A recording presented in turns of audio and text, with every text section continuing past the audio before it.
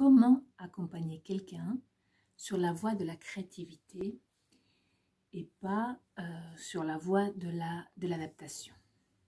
Et quand je dis accompagner, bien sûr, je fais référence à un accompagnement managérial, un accompagnement conseil, un accompagnement amical, quel qu'il soit. Hein.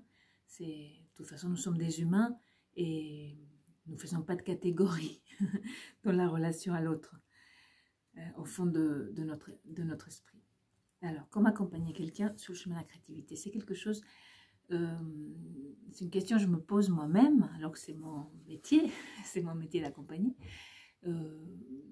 Pour les personnes qui viennent et qui sont en difficulté, qui ont des problèmes, des blocages, ou bien des désirs, des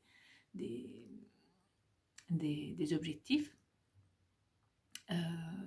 c'est vrai que la réaction spontanée, si on y pense vraiment, est celle de vouloir les adapter. Hein, et je fais partie des personnes qui, malgré tout, malgré tout ce qu'on peut me reconnaître à moi-même comme créativité et comme audace, quand on voit quelqu'un en difficulté, on a vraiment ce ressort de le faire adapter. C'est probablement quelque chose qui vient de très très très loin, de notre propre enfance, de nos parents, de ce qui nous ont fait aider pour nous adapter à une société, à un environnement, à une école qui n'était pas forcément comme la maison, à un déplacement dans un autre lieu, notre région, notre pays. On aide facilement l'autre à s'adapter, on a plus de mal à l'aider à découvrir et développer sa propre créativité. Donc justement, ce que je voulais préciser, c'est ces deux chemins-là, celui de l'adaptation, celui de la créativité, sont mus par des ressorts un petit peu différents, même s'ils sont liés, mais il y a une tendance plus morbide dans celui de l'adaptation, qui serait un chemin davantage de survie, de préservation, et il y a une tendance davantage sexuelle dans celui de la créativité.